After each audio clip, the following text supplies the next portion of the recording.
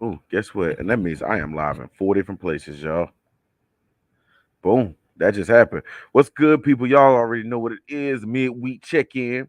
Quick 30 with your host, two-time ATL's hottest DJ, the God, DJ Agony, also known as Dr. Dope, where our motto is simple: on the building. You know what I'm saying?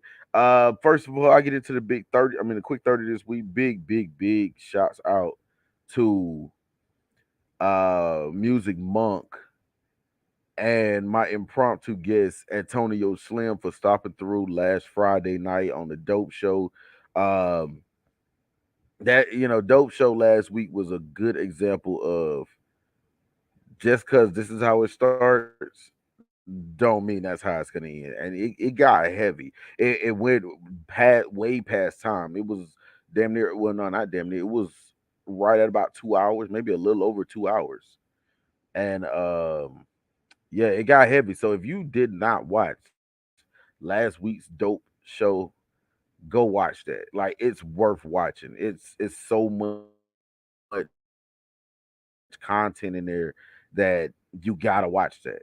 So if you haven't seen it, definitely go back to the YouTube, go to Dope Enterprise on Facebook or Dope Enterprise on YouTube, and make sure you check in for that. Because like I said, last week it got heavy. But like I said, big shouts out to Music Monk and for Antonio Slim for dropping in on me last week.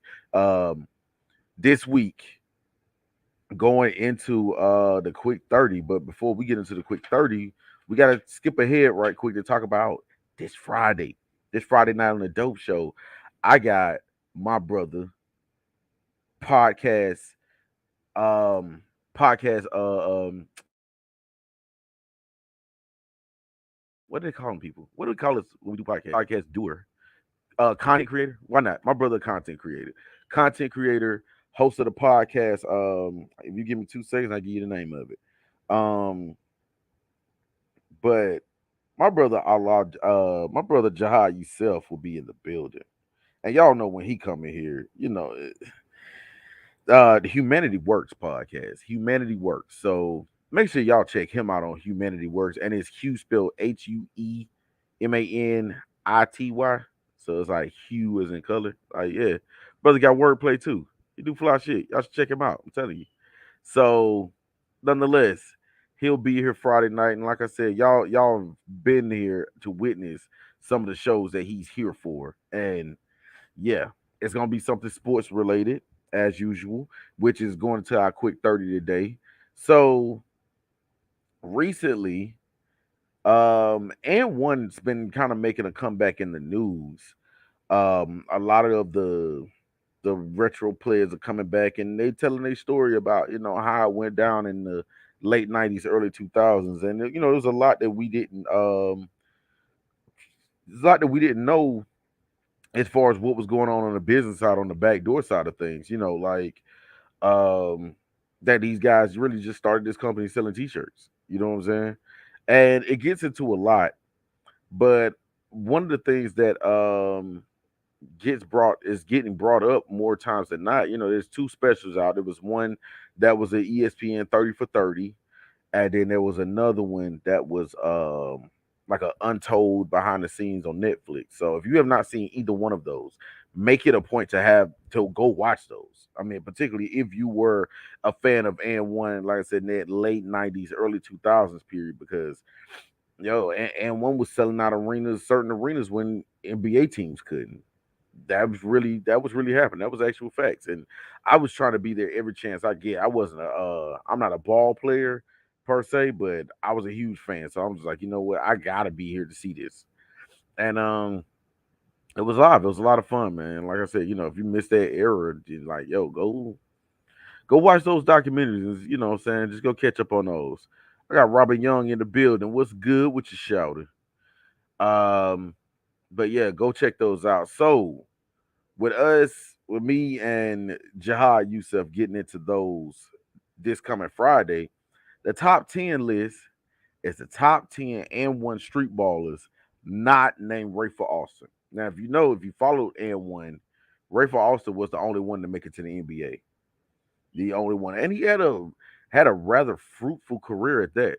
So with that being said, I can't put him on the list because He's the only one that made it. So, but most of the guys who have a story to tell are the guys who did not make it because, well, everybody that's not Rafer Alston didn't make it.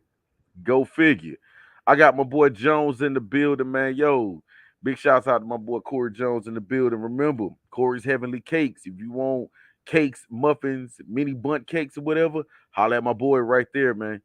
Jones, drop your handle in the chat, man, so people can know where to follow you and get their cakes. I got my boy Sarge in the building. What up, DJ Four Stripes, man? Sarge Hollis in the building. What up, boy? So yeah, so the night's list is my top 10 and one street ballers not named Ray for Austin, which means all the ones that did not go to the league, which is everybody else. All right, so let's go ahead and jump into it. My number 10 pick, and my number 10 pick came from those later days of and one when they were pretty much all but about to shut the doors and just call it a wrap. Um, but this dude here, he was amazing, and uh, um, I saw him from an open run make the team so quick just by doing one thing. His brother could jump out the building. You know what I'm saying? He was first going by the name the Arab there until he did this one dunk in game and they had to change his name. The Arab there who then became Mr. 720. Here's my number 10 because who else has done like we watched the NBA and one of the greatest dunkers ever probably just retired, within the last couple of years, Vince Carter. I'm sorry, I've never even seen Vince Carter do a 720. I've seen him do 360s, maybe a 540. Maybe. 720 though? Two complete circles. Yeah, never seen it. Never seen it. Even a dunk contest, I've never seen it. You know what I'm saying? So, yo, air up there, Mr. 720. You definitely get a shout out right now. You get the number 10 spot because I've never seen a 720 since then. Um oh cool. I got Lucia B the model. What's happening with your show? Welcome to the dope show. Um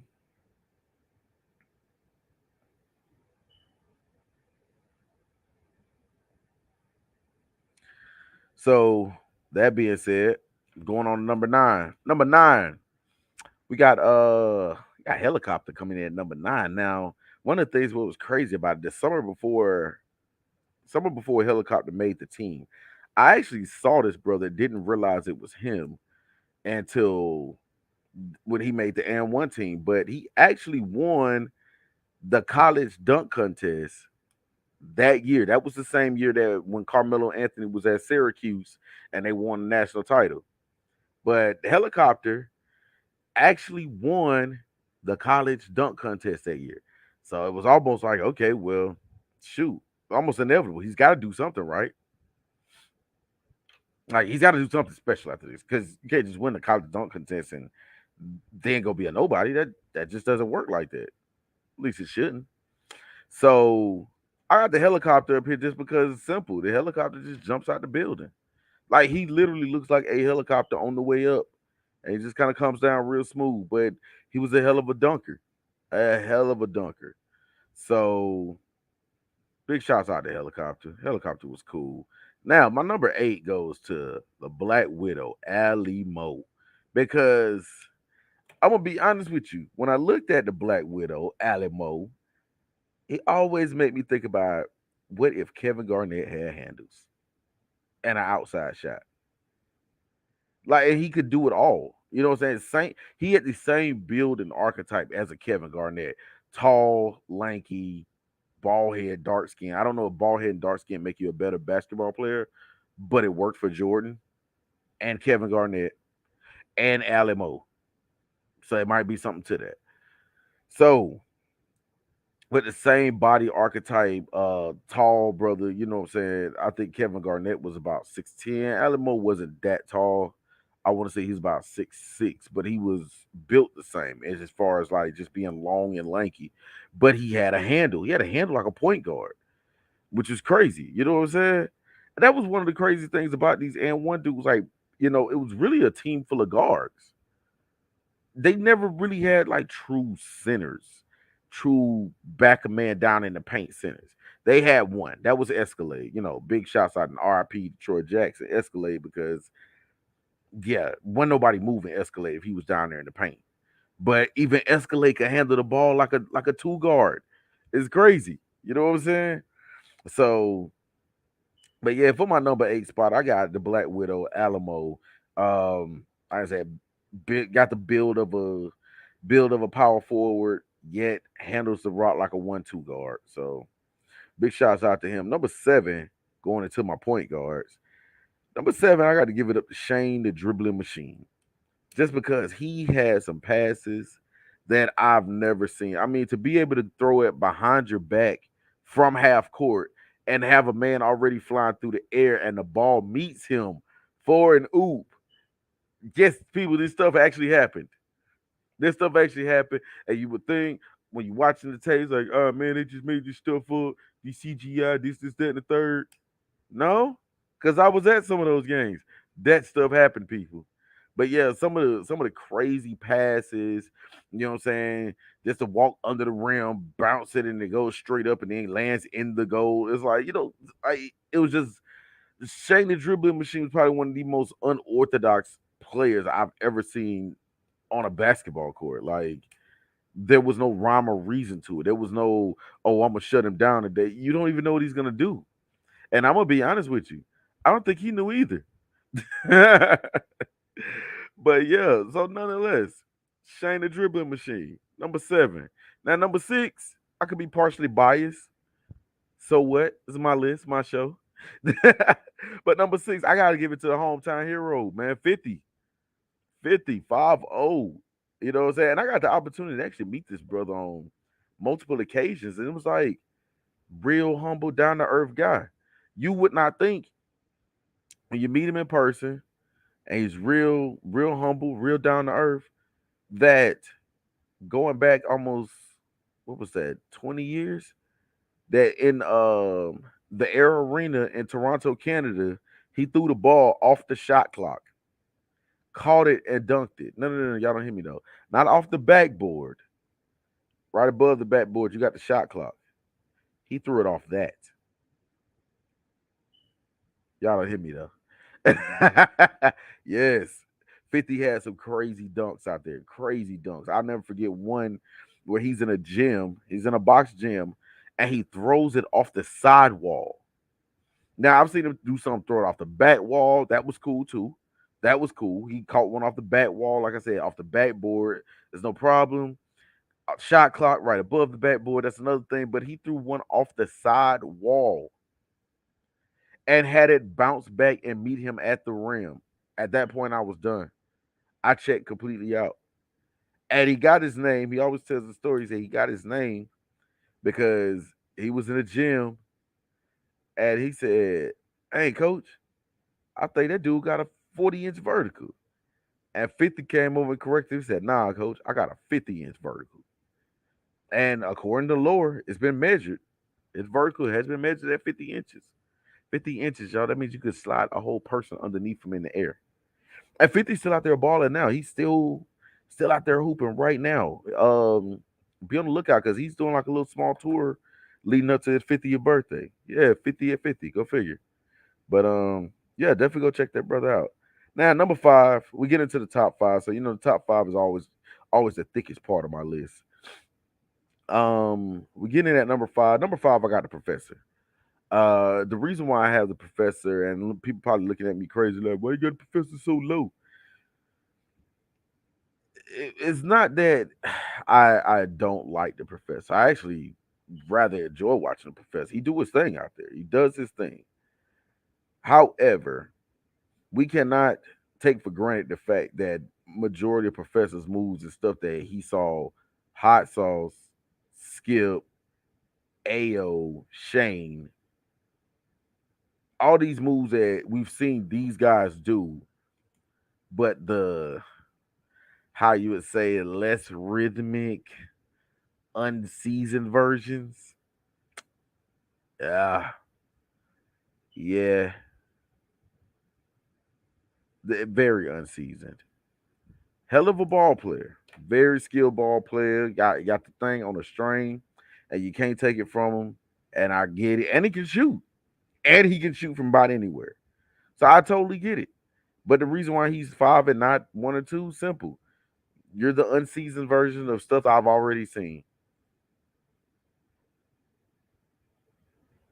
Is what it is, G.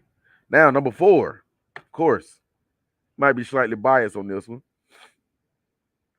Number four, another hometown hero, and this time this boy is actually from my side of town. This boy came out of Cedar Grove High School.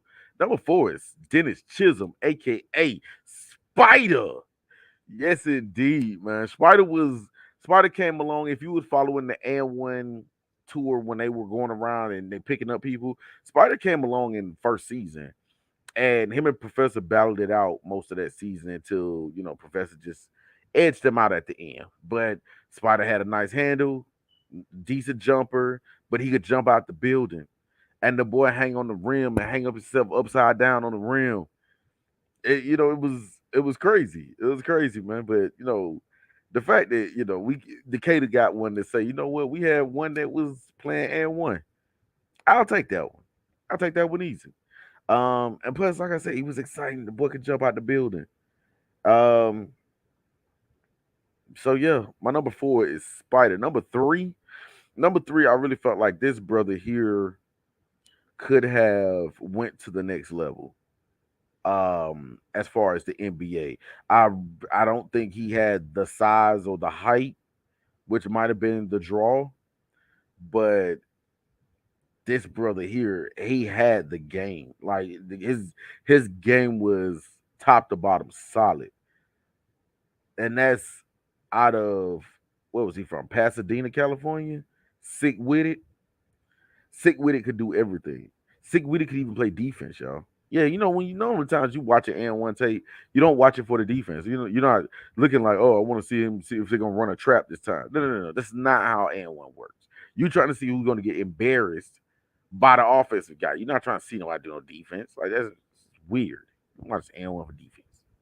But Sick with it will play defense on you. I remember a scene where they were playing in an open run against another city, and Sick with it kept stealing the ball from this one guy. Steal the ball from him, walk up, put it on the ground, tell him to start over. And they back and forth like this for a minute until his own teammates got tired of him giving this guy the ball so that he could keep ripping it from him. Although at one time he ripped it out of his hands, threw it up in the crowd. You know what I'm saying? It got bad for my dude. You know what I'm saying? It got bad, but nonetheless, like I said, Sick with it can do just about everything there is that can be done on the court. Um, like he's, it's one of those things where you look at those and one guys. A lot of those guys were not tall. Like, and NBA is a game of height. It's a game of inches. You know, uh, a dude 6'3" and a dude 6'4". That could be the literally, that inch could be the difference of you making a team or not. Wingspan's another thing. So it's one of those things to where I think it's unfortunate it's like that because, like I said, a lot of these brothers on this list could have easily been in the league. A lot of them were trained, organized basketball players even before the and one thing happened. You know what I'm saying? So a lot of these dudes could have made the league for whatever reason. They just didn't. Um, all right. So going into number two. Number two was a tie. We're talking about brothers that could have made the league, and I think both of these two could have made the league. And I couldn't really figure out how to put one over the other or who I was going to take off the list. So I had a tie at number two. My tie at number two goes to Main Event, who was probably one of the best dunkers I've ever seen in N1. Like I said, when Shane was up there throwing those unexplainable oops, Maine was on the other end catching them. Like literally, Maine and Shane were peanut butter and jelly. You know what I'm saying? They were the ham and the burger. They were the cereal and the milk. Like this was it right here. This was your combo. So you got the Main Event, who he's doing a lot of narrating on these documentaries. So please, like I said, if y'all have not yet, go check out those documentaries. There's one on Netflix called Untold, and there's one on ESPN 30 for 30. So, I know y'all got that bundle package. Either that, if you don't, somebody who password you can use for a night, go ahead and get that what's the name right quick, because it's kind of how it happens with those Netflix passwords. What a cat lady. What's going on with you, sister? Got good people's popping in the building tonight. I appreciate y'all for stopping through, checking in on me, man. Yeah, but the other half of that tie, Ayo, and I'm not just saying this expression Ayo. I mean, no, like no, that was his name, Ayo. Ayo had really all the intangibles to be an NBA player. He really did. They were all there. Ayo had crazy court vision. He had a handle. They said he sent so many people to Philadelphia General Hospital with that stop and go move because their ankles got broke. It happened. I could believe that happened. That I didn't see, I could just believe it happened though. Ayo had all the intangibles to have went to the NBA. Like he was that good, that nice. Like I said, jump shot from anywhere. He had a nice little vert. And mind you, we're not talking about a tall dude. I want to say Ayo might have been 6'2", 6'1", 6'2". These were not tall guys, is what I'm telling y'all. You know what I'm saying? They were entertaining, they were fun, and they did fly shit. And it's just like one of those things in a game of inches that we call the NBA. Sometimes 6'2" and being really good just ain't enough. And if we notice, like I said, we talk about Rafer Alston. Rafer Alston came into the NBA at 6'1", and he had to gut it out just to get there. Oh, look, we got fat chicks in the building. So Ayo was only 6'1". See, and the NBA is a game of inches. You know, six 6'4" better in the NBA. Like the 6'4" guys are starting to get looked at like they short. Like Dwayne Wade's technically short. Yo, speaking of Skip, I got my godson, Soccer Boss is in the building checking in. What's happening with you?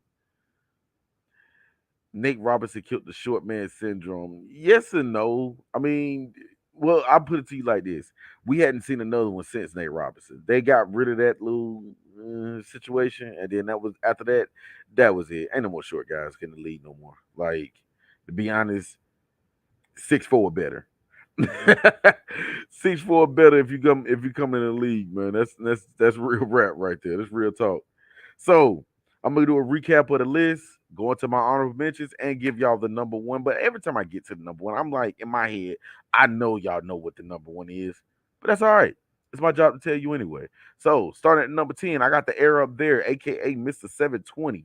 Number 9, helicopter. Number 8, Alamo, Black Widow. Number 7, Shane the dribbling machine. Number 6, 50, aka shutdown kid, off the damn back of the goal. Yes, that happened. ATL too. ATL, he from here. Number 5, get into the top 5. Number 5, I got the professor. Number 4, I got Spider. 3, Sick With It. 2 was a tie between main event and AO. And my honorable mentions are probably 2 of the baddest brothers to ever come out the West Coast. And they just came in those later days of and one.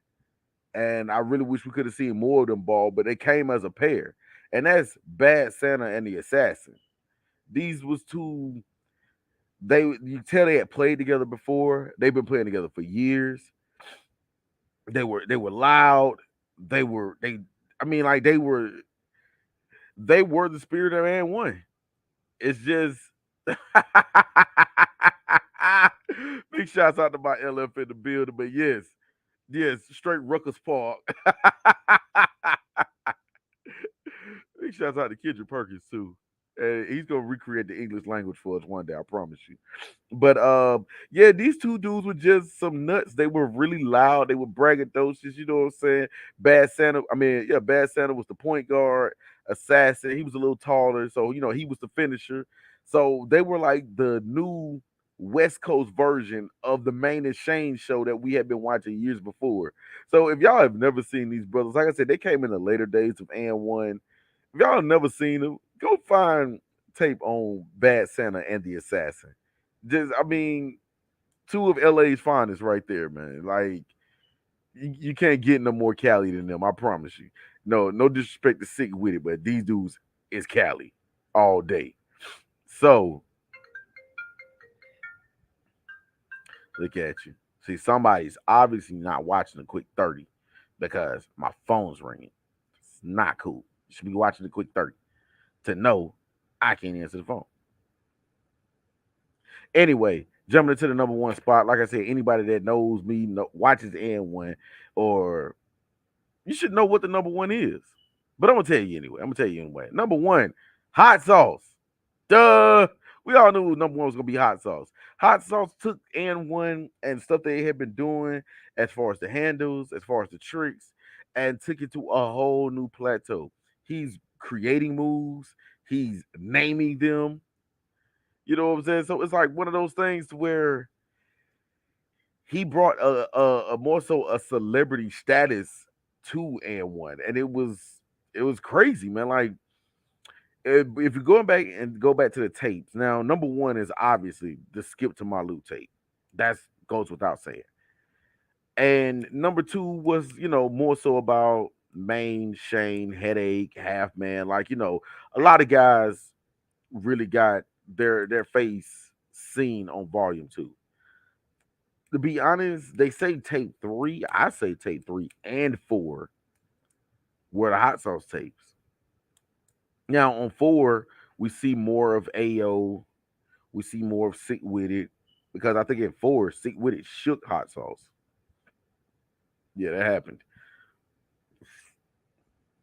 That happened, Joe. Yeah. So nonetheless, exactly, Sarge. Everybody should have knew it was hot sauce gonna be number one. And plus, I might be biased. I might be slightly biased that he from here. Who knows? Nobody know for sure. I don't know. Whatever.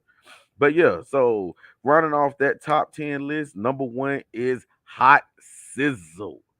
So I appreciate everybody who came through and stopped in. I got Boss Cat done came through. My LL Saga Boss is in the building.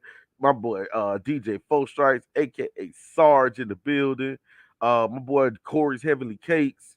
But Jones came through. And he still didn't drop his tag down there. So if y'all want cakes, y'all might be out of luck because he didn't drop his tag in the chat in the comments, like I said earlier. So if you want cakes, muffins, or the mini bunts, I don't know what to tell you because he didn't drop his tag down there. So y'all get on him. Make sure he drop his tag down there so y'all can get y'all cake. Robin Young in the building. And whoever Licia B the model is. Appreciate you for coming through as well. Hey, we got us. We do. See what I'm trying to do? I'm trying to promote black business, and black business won't put the damn thing down in the chat so people could patronize their monkey ass. Lucinda in the building. What's happening with your shoulder? It's all love, Skip. All day. That's what we do, man. Like I said, big shouts out and thank you to everybody that stopped in on the quick 30. Um, oh yeah. Jump in on that love parlor too. That's the thing right there, y'all. My brother Saga Boss and his soon to be Mrs. Boss. Um, they starting a whole new situation called a love parlor. And you see, they got a whole website. This ain't like no app right here. This a website. See how I got the .com in there? Yeah. So make sure y'all check them out, man. My people be doing fly shit, man. Um, yes, most of. Oh Lord, my boy travel agent too. God damn, Skip. What else you?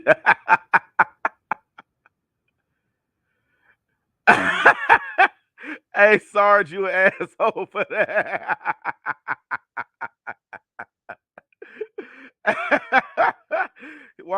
While he is not wrong. Oh, my bad. It's not the loveparlor.com people. Loveparlor.biz. I have no idea who this is. Moving on.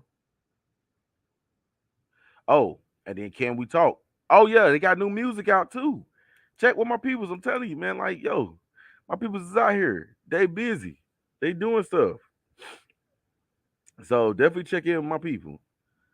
And then there's a little Paula.biz again. Make sure there's no spaces, y'all. Y'all should know at this point how to put in a damn web address. No spaces. The Love Luv Parlor dot biz. Holla at my peoples, man. They doing fly shit out there in Memphis. Big shouts out to y'all. But definitely tune in this Friday. Like I said, I got the brother, the God, Jihad Yousef coming through, and we finna get into some real sports talk. But we not talking about a lot of on the field or on the court stuff. We talking about a lot of that stuff that don't get talked about that happens behind the curtain, behind the doors. You know what I'm saying? So make sure y'all tune in this Friday for that. Also, if you have not, go back to last Friday's show, which wasn't even last Friday. It was actually this Monday because last Friday there was no dope show. It got pushed to Monday. But if you have not seen it, watch Monday's show. Like I said, it started one way, it veered left, went right, straight, couple of curves, and it got real heavy in here. You know what I'm saying? Like it's real. You know what I'm saying? And it's really about real people dealing with real problems. You know what I'm saying? And real situations, and then having to deal with them, live a normal life. Uh, I got some more people coming in. Oh, and then my boy performing Saturday night. Darren Bell, Mr. Code Violator himself. Acting like I'm normal. Man, all I can do is be me, man. By the way, if you have not seen the Code Violation episode, definitely go back and watch that one because, yo, Darren Bell. Hey, we are going to do a part two of that, sir. It's not an if, but a when. So, just keep your eyes and ears tuned in for that. I got people just dropping stuff all in the chat tonight. Oh, there's a cast call. 1 minute introduction of yourself, talents, and a headshot, full body shot, boss cat. Yeah, so no catfishing, y'all. There ain't no catfishing. So headshot, then a body shot. Oh, by the way, Cedric,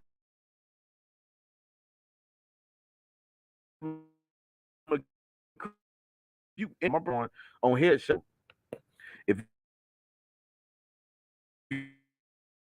you need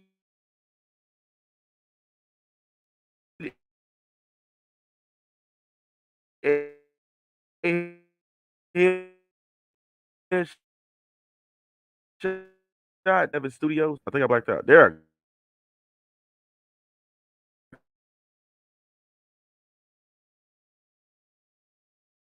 Yeah.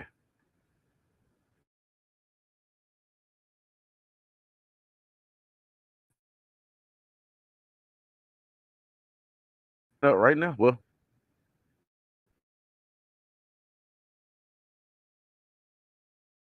damn. Oh, mean. Anyway, let me get up out of here. But remember how I sign off every show. Imitation is the sincerest form of flattery that mediocrity can pay to greatness. I am DJ Agony. This is the Quick 30. Hot Sauce's number one street ball player. And Saga Bosses in Smyrna this Saturday with Cut Close. And it's $10 to get in. I'ma holler at y'all. Peace.